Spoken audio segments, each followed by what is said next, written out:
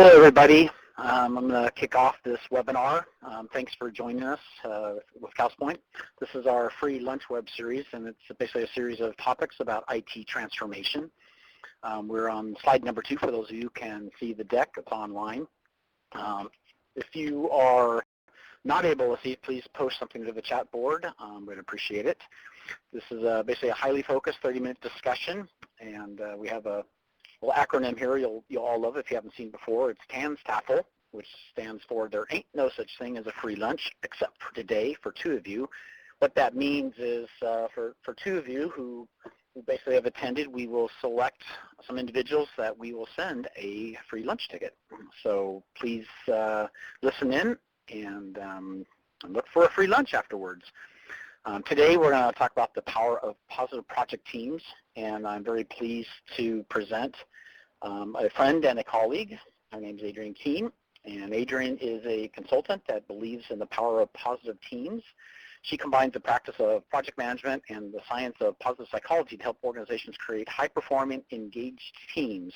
Adrienne received her Master's of Applied Positive Psychology from the University of Pennsylvania in 2009 and is a certified project professional. Her goal today is to share some practical, empirically tested approaches to help you energize your teams in new ways.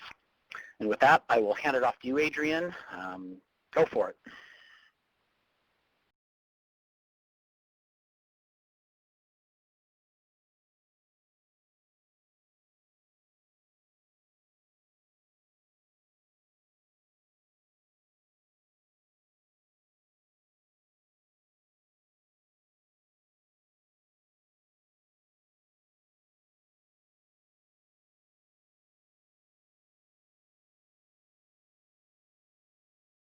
I'm not hearing Adrienne. Adrienne, are you there? Hi, everybody. There we go. There we go. Sorry about that. Well, let's start again.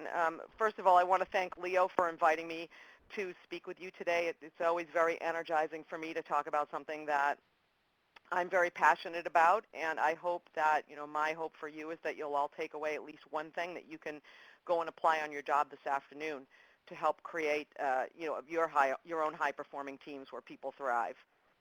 So it is lunchtime, and I always like to get started with something fun.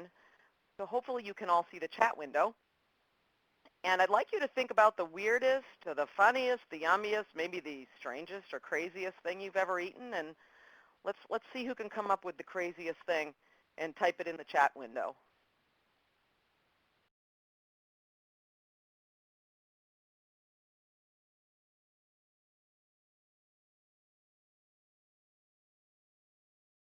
Hey, Leo, a chocolate-covered grasshopper. That sounds horrible. Was it good? I actually ate it. You actually ate it. Well, I can't believe Leo's the only person. Here's Cheryl. Okay, good.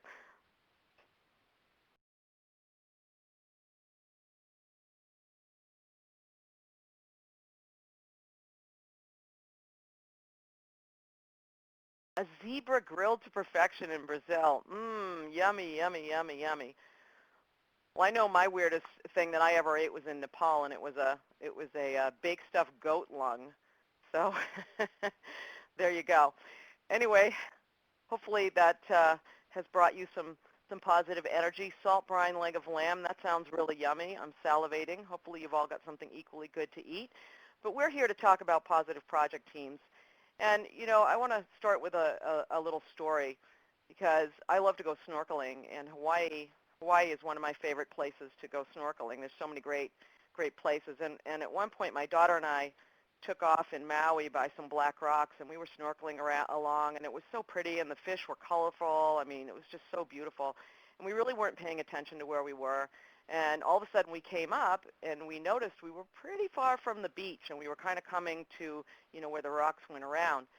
So we decided to head back. There was nobody else around. And we started swimming, and we started swimming really, pretty diligently. And all of a sudden we realized we weren't getting anywhere.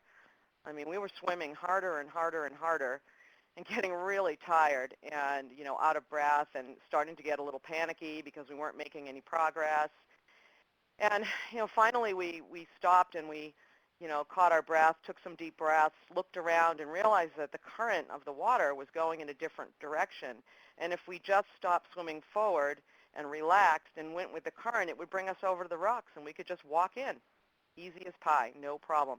So that reminds me of the way things are today. I mean, I don't know how many people work in project management, but I'm sure whatever you're doing, there's a lot of pressures. There's time to market, speed of change. I mean, we live in a global environment. Our employees are disengaged. Multitasking, what a myth that is, right? I mean, who actually believes they can multitask successfully? It's just, there's a lot of pressures. The world is changing. And I know that I tended over the years to just want to keep doing things the way that worked for me, which was to work harder and to work more hours and push my people harder. And just like that snorkeling escapade, what I'm learning is that the same things that kind of got me here don't work anymore. It's impossible. So this talk is really about some new ways that you can energize, motivate, and optimize your team, and so, some new approaches. And they may seem a little bit counter to what you think would work, but just like, stopping swimming and taking a look around, these things do work. So we're going to talk today about creating positive project teams. Teams where innovation, where that are set up to be highly innovative. Teams that can, get through challenges without falling apart, without having people on stress leave, without having people, go crazy at each other. Teams where people can be highly collaborative. In today's world, nobody has the answer alone.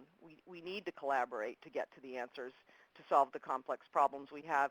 And I think one of the most important things for me is, beyond high performance, is teams where people are well. I've done a lot of work for a high-tech company, and both as an employee and as a consultant, and I see huge business success, but I see also very big prices paid in burnout and illness and, all sorts of divorce and sorts of things to happen. So this talk today is going to talk about how to get to higher performance and better team well-being. So let's take a look at building blocks of a positive team. I like to call this CREAM. So I like to think about this, my model, in the sense of you still have to do all the same things, right? You need good management, you need good metrics, you need good project plans and schedules, people need goals, you need all those things.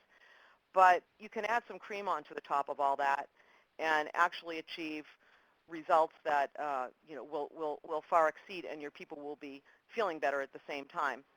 So these 5 building blocks that I'm going to talk about, positive climate, relationships, engagement, achievement, and meaning, all come from the science of positive psychology. So nothing that I will share with you today is a feel-good, self-help type of activity. These are all things that have been tested scientifically, things that have been shown to help people be more productive or help people be more engaged, help people have more positive emotion, whatever it is. And so let's just get right into it. First thing that I like to focus on in creating a positive team is climate. And I always like to think about Winnie the Pooh, and especially Tigger and Eeyore. Winnie the Pooh, one of my favorite cartoons. Hopefully people can relate to that. And Tigger's the kind of guy that, he's cheerful, confident, energetic, just bouncy, bouncy, bouncy, bouncy, bouncy, just bringing the spirit to the little crew there. He's full of solutions. He's always helpful to others. He just has this completely optimistic outlook on life. And Tigger just reminds me of somebody that just has a lot of positive emotion and really energizing type of person to the team. But then you've got Eeyore, right? Oh, woe is me. What's going to go wrong? This could be risky. Maybe we're going to fall off a cliff. The point about having a positive climate on the team is that you have a balance of Tiggers and Eeyores. So it's not that everybody's Tigger. We know that doesn't work. We know, we can't have a team of Pollyannas, right? I mean, God knows where we'd end up. We need to have a balance. And there's actually some science behind that balance called broaden and build theory. And a very famous positive psychology researcher by the name of Barbara Fredrickson set out to take a look at what is the role of positive emotions? Why do we even have them? Feelings like amusement and gratitude and playfulness. Uh, why would we have that? I mean, we know why we have negative emotion, right? Negative emotion saves us, right? The whole fight or flight. Negative emotion focuses us to, the task at hand. So we don't want to be up and, positive all the time, but there is a need to be positive, and especially in business today. And this theory, broaden and build, what this theory shows us is two aspects. One is that when people are having a positive emotion like gratitude or inspiration or awe, their brain actually expands. Their eyes even actually get wider. They get a greater attention.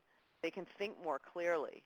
Uh, Certainly things that we need when we're trying to be creative and innovative, trying to solve a team problem, or I think even more so when we're trying to set vision for our team, especially when we're in those kind of areas where it's not clear where we're going to go and we need to get into a highly creative and innovative mode. So when we have that positive emotion, it actually broadens our thinking. But the other thing that she found that was actually surprising was it's like a bank account. It actually built up over time.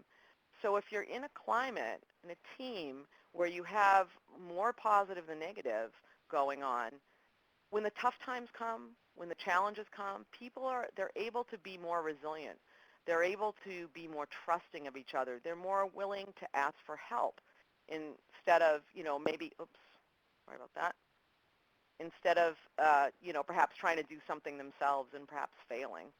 So broaden and build is a really important aspect of positive emotion and why it's important for us and when we think about climates and teams. I don't know if anybody's ever worked for a manager who's really negative all the time, very critical, or you start out a team meeting and, the first thing is, oh my God, we have so many problems. This whole place is falling apart. John, look what you did last week, or, that kind of negativity. We really don't really feel much like being there, and I know I certainly don't feel very creative. So these things matter.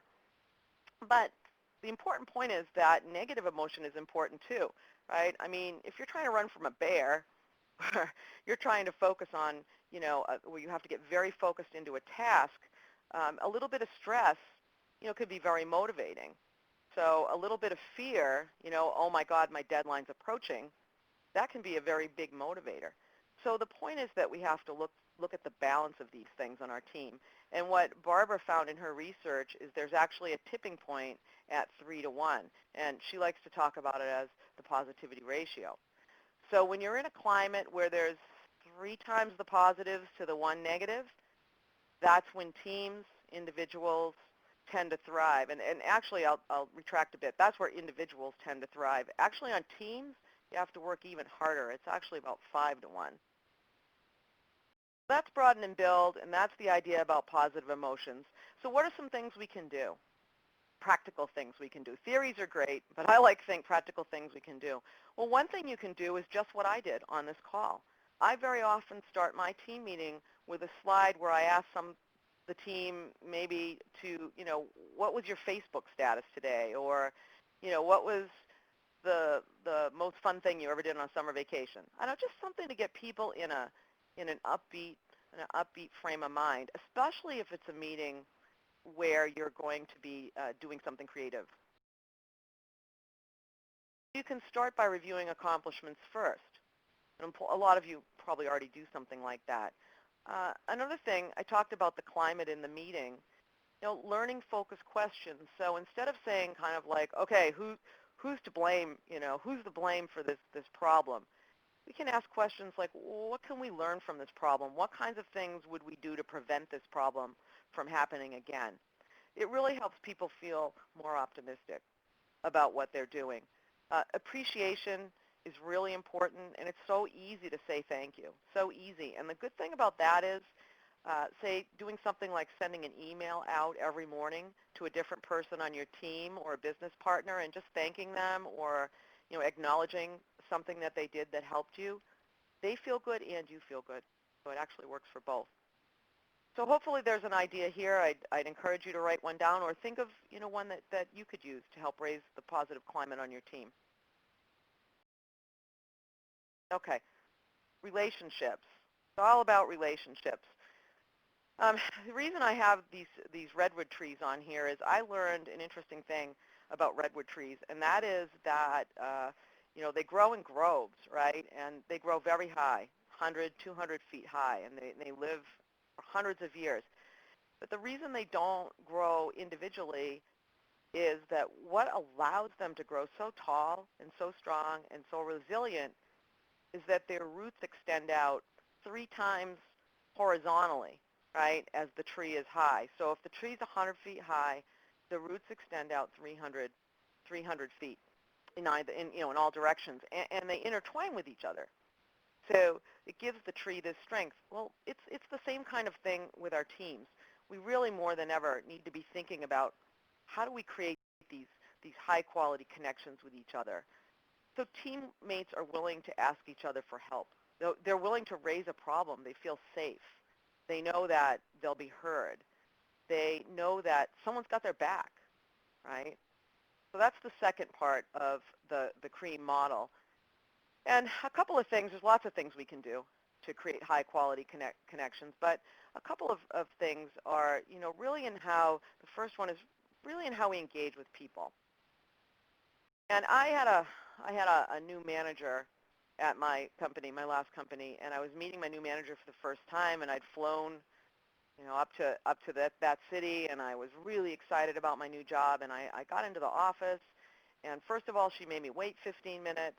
Sure, she was late, and then the whole time I was in the office, every time I'd start talking, she'd be instant messaging somebody, or she'd be taking a phone call, or she'd turn around to write something. I really felt like I'd made a mistake coming to this particular job because I really felt she didn't respect me. She wasn't listening to me. She was, it felt like her other work was way more important than I am.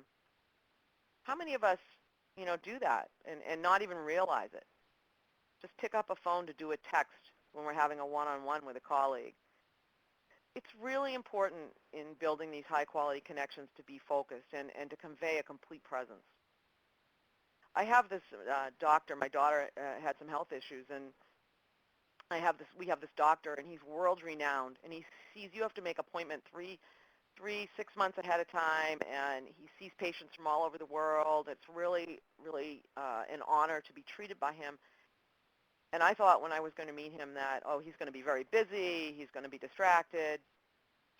He looked in my daughter's eyes. I mean, he never looked away from her the whole time. He stayed with her. He had to deliver some difficult news, and he did not leave until all her questions were answered, until she felt comfortable. He did not take a call. He did not take a text. He did not talk to us. He was totally focused on her.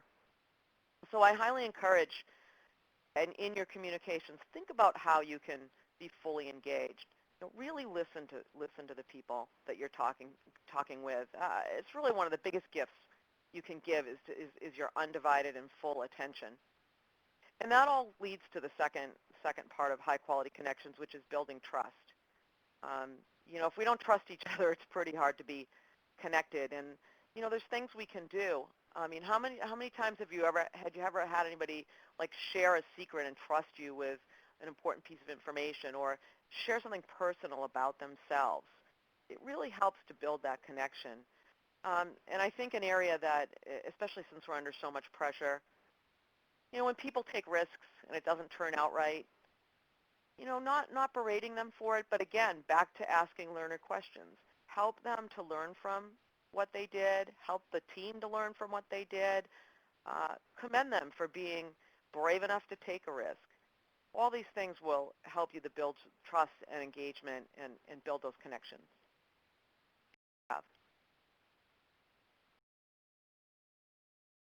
Third leg of the stool, this 5-legged stool, as we may, is engagement.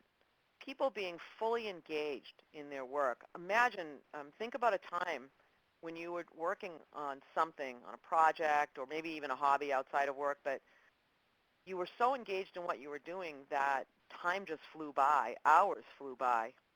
And I know sometimes that happens to me on Facebook, but that's probably not the right thing that we want to encourage. But having people fully engaged is really important in creating a highly productive team and one where people are happy and feeling fulfilled.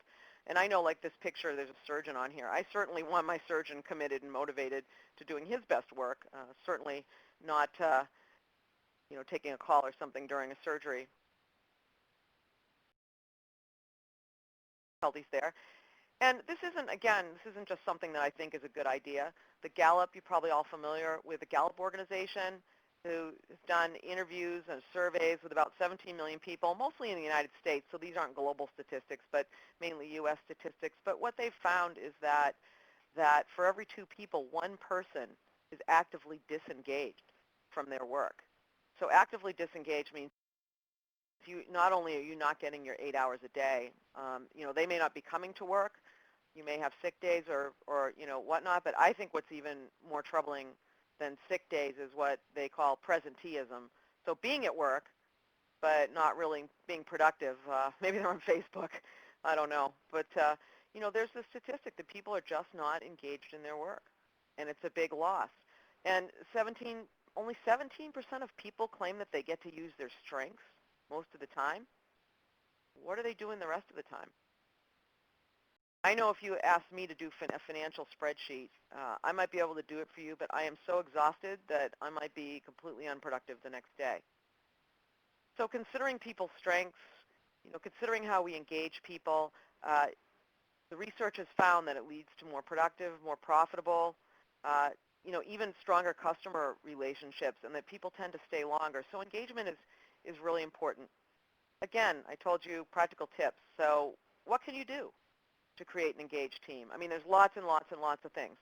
But the 3 things that Gallup raises that really seem to have the biggest correlation with business success are, first of all, do people understand what their job is? Do they understand what's expected of them? Seems kind of obvious. But I know I've been on a lot of jobs, especially some of the more complex global ones, where I'm not exactly sure what I'm supposed to be doing. I'll be working hard all day, but am I really doing the best thing? And sometimes people don't even have the basic materials. So I thought that was a little bit shocking, but apparently it's an issue. So something to be aware of. Do your people have things to do where they're learning and growing? Are you talking with them about where they'd like to take their career? What kinds of skills they'd like to develop? And then we can't always pay for training. It's not always in the budget, but we can give them what we like to call stretch assignments. We can give them other opportunities, or maybe volunteer assignments where they get to build those skills. Think about ways to help your people learn and grow. And the last thing, and probably the most important thing, is knowing people's strengths. What are they really good at and strong at? And helping them to be able to make that a part of their job every day. Of course, we can't always do everything, that I have to do financial spreadsheets, right? But if I did that every day, all day, my productivity would not be very good. There's, various instruments out there that we can use to help us know the strengths. But there's a tactic that I really like to use that's a lot simpler and free, called doing a best self introduction. That's where I have people on the team just tell a story about a time when they were being their best.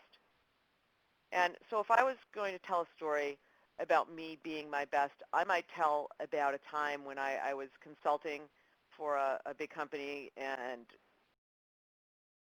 sorry about that, guys. I was consulting for a company, and there was a big problem in the project, and somebody had forgotten to do something, one of the team members, and I had to go to the boss, and he was actually on vacation, and it was going to cost a lot of money to fix it. I mean, it was a big problem. And I got on the phone and took him, I took responsibility, and the boss wanted someone to blame. He was a blamer. And I said, well, you need to blame me, but here's our solution. Here's what we're going to do, because the team had worked out a solution. We had sat down and figured out what we were going to do to fix it. We had it all laid out. And, that would be me at my best. And when I've told that story in live teams, and I've asked them, what strengths do you hear, they'll tell me they hear things like accountability and diplomacy and honesty. And I always say, well, would you like to work with me? And they always say, Absolutely. Or I say, will you hire me? But you can learn a lot about people with this best self-introduction. And if anybody's interested, let Leo know. I can certainly send more information about that along.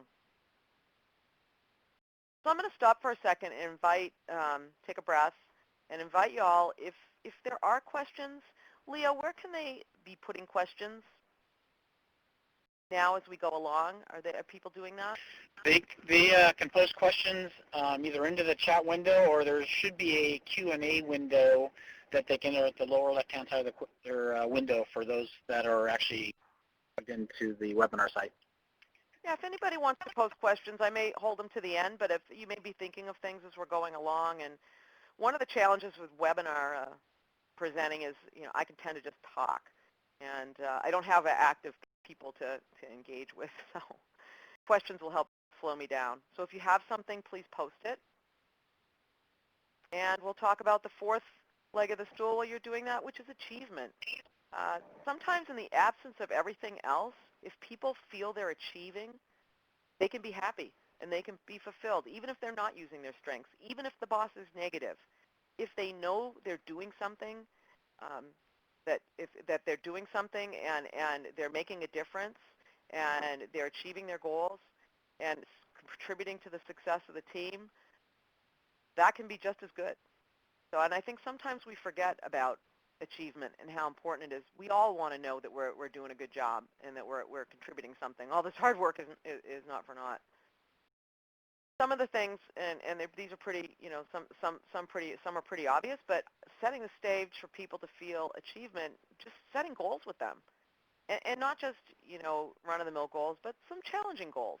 I mean, that goes back to what we said about learning and growing, right? What kinds of goals, both from goals around their job, their business results, of course, but how about personal growth goals, things that maybe one or two things they want to do this year to challenge themselves personally to grow in their job. Maybe there's goals for the team.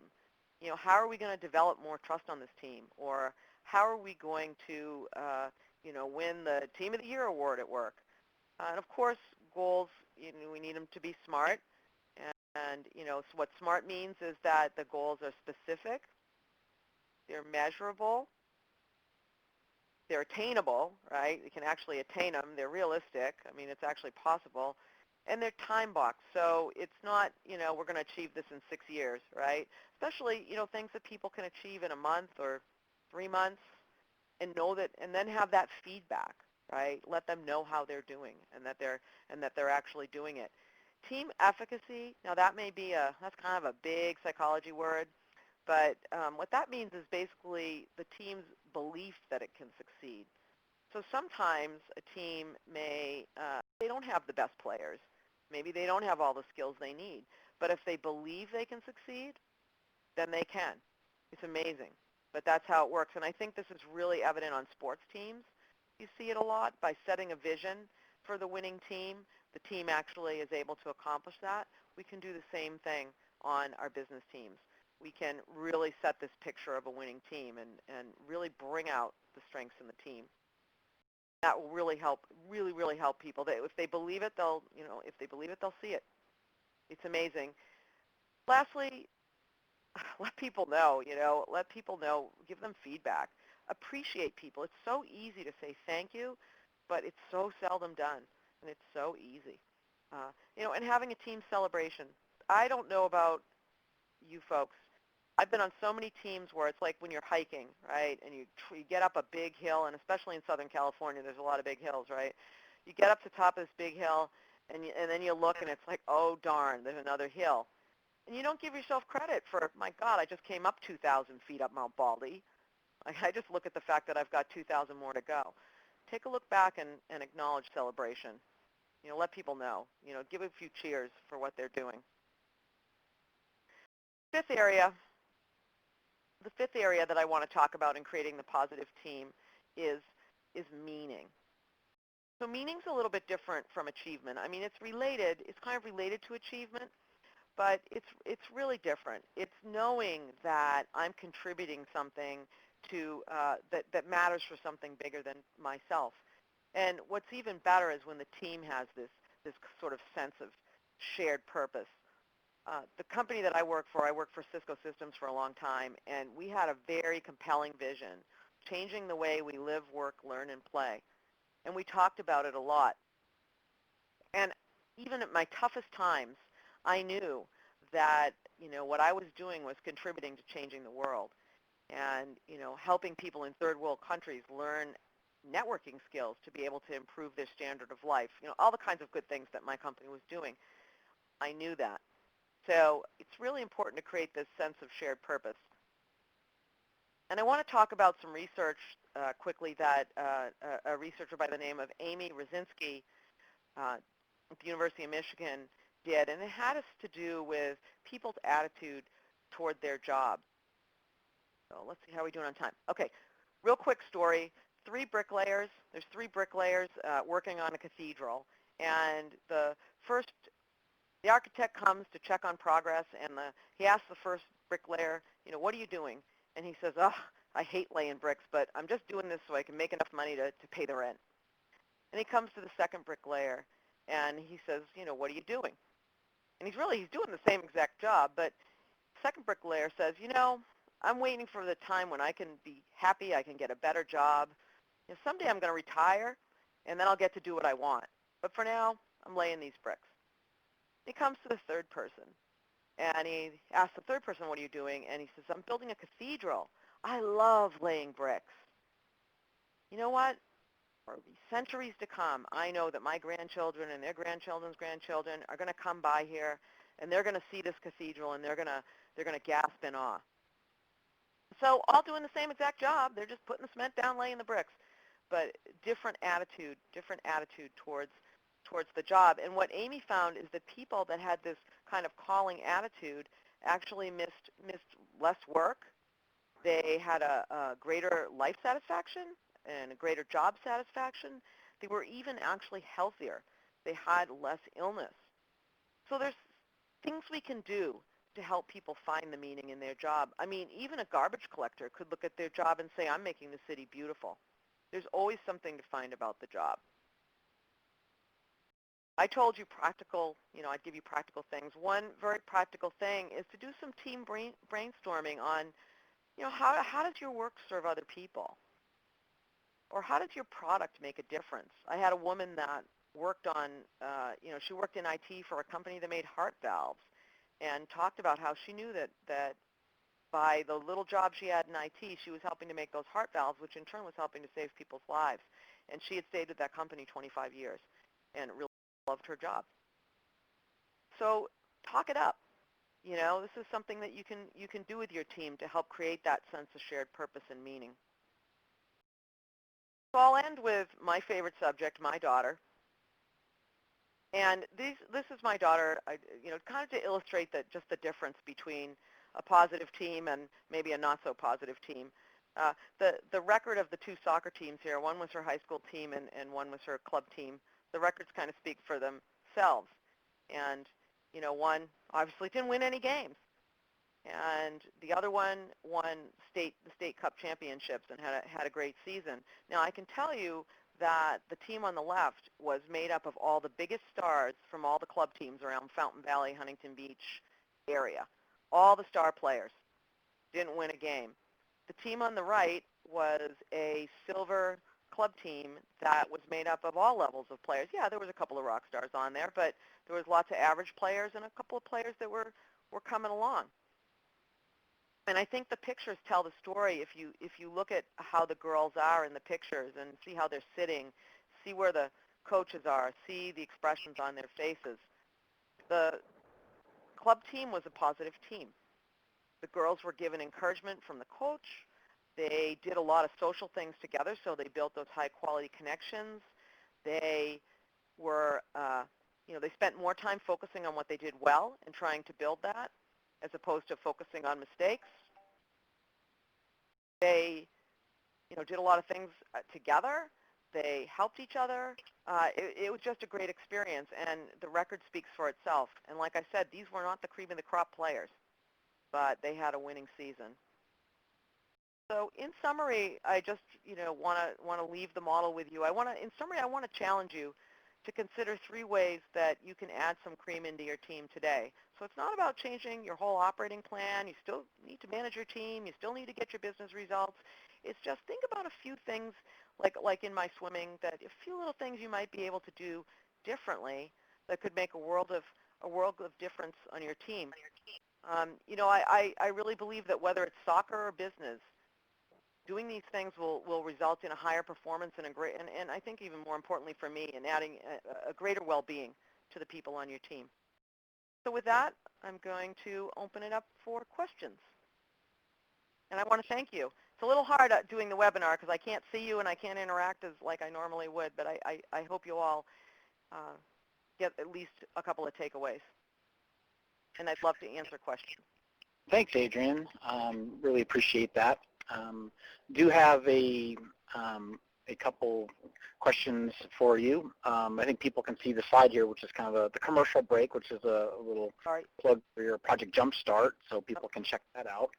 But one of the questions that I have here says, I recently worked with a team full of EORs. How long does it really take to turn a group of 5 EORs into Tiggers? I don't know that you'll turn, honestly, I don't know that you'll turn the EORs into Tiggers, but I think that you can change the climate on the team as the leader of the team by doing things a little bit differently. The thing is that our disposition is, is 50% kind of heritable. So 50% of our EOR, if we're EORs, we're EORs, right? But 50% of it we can influence. 50% of it can be changed. And so by doing some of these things, you're never going to make EORs into Tiggers, but you could perhaps have some Tiggerish moments with the EORs, right? And maybe if the types of questions are more learner questions, maybe if there's a little bit of fun, sometimes with EORs and technical people, you don't want to go, crazy. I mean, you don't want to come in there and be like a whole group of Tiggers. Those people will run like heck, right? You have to temper it and do things a little at a time. So I hope that answers. Also, my ears peaked up to kind of mention EORs and IT people in the same breath. I was like, I wonder if I resemble that. The second question here is there any merit to mandating engagement as a company policy with some employee performance measures? Mandating engagement. So that's an interesting concept. I can tell you that my consulting project right now is creating employee engagement strategies for a company, and so we tend to focus on things that will heighten engagement. So I don't that mandate is a little bit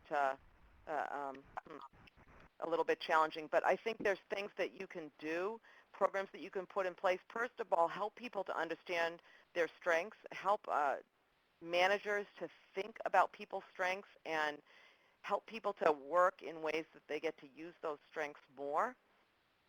There's a lot of good work that Gallop has done, and that you could perhaps mandate doing certain practices that would help to build engagement. It's kind of hard to mandate people to engage. I think it's more about creating the climate so that they can engage and so that they will engage and they want to engage. Yeah, I'm kind of curious if myself whether it's better to incent positive behavior with the performance measures and incentives as opposed to putting some sort of threat, which the way I kind of read into this sounds like mandating something in policy, something threat. Right. Yeah, I would go more to what we're doing. What we're doing is, so there's certain behaviors that we want to incent, and one of them has to do with manager effectiveness and managers being focused on building their people. In this company I'm working with, managers are very good at getting business results, not so good at growing people, right? So what we're doing is we're putting like an award, awards in place that award highly effective manager behavior. And then when we give those awards, we're talking about and really spotlighting what that behavior is. So we really try to focus on incenting the behaviors we want to have, not the opposite, not punishing for the behaviors that we don't. People will respond especially knowledge workers, much better to the more positive reinforcement than the negative. There's a lot of research. There's a great book by Daniel Pink called Drive. And actually, if you just Google, if you just go on YouTube, there's a little video, RSA, Daniel Pink, you'll probably find it, that talks about motivation and how, those sort of carrots stick, and how the stick definitely does not work with knowledge workers. You get the opposite. It's worse. That's a good Cool. resource. Well, thanks for sharing. I think we're at the end of our window. I appreciate everybody who's dialed in or logged in. If you have any questions, feel free to send us an email. Both the presentation and the webinar have been captured and will be available on the CastlePointe site. Thanks, everybody, and thank Adrian. Really appreciate your time and your presentation.